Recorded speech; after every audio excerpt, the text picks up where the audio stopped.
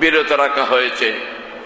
হাজরিনে কেরাম, ইমাম যদি শরীয়ত বিরোধী কাজ করেন, ইমামের নামাজ যদি না হয়, তাহলে তো মুক্তিদের মধ্যে কারো নামাজ হবে না।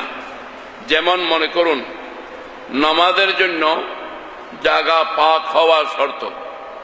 আপনার নামাজ শুদ্ধ হওয়ার জন্য জায়গা পাক হতে হবে। কি বলেন, ঠিক কিনা? জায়গা পাক হতে হবে। আপনার লেবাস আর পোশাক পাক হতে হবে।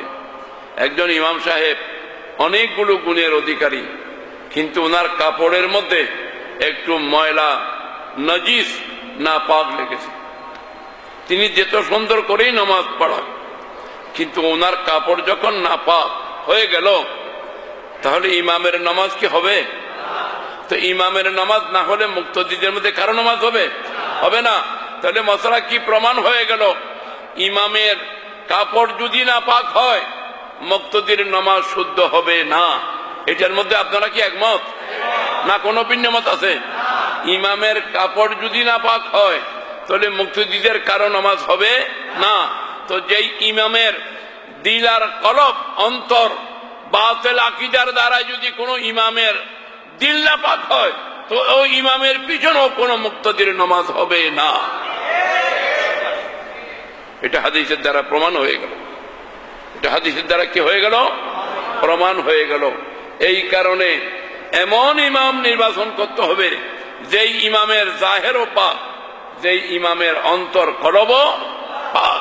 তাহলে মুক্তদিদের নামাজ আল্লাহর প্যারা হাবিবের উসিলায় আল্লাহর দরবারে কবুল হয়ে যাবে।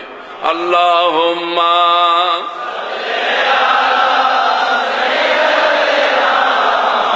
মৌলানা মুহাম্মদ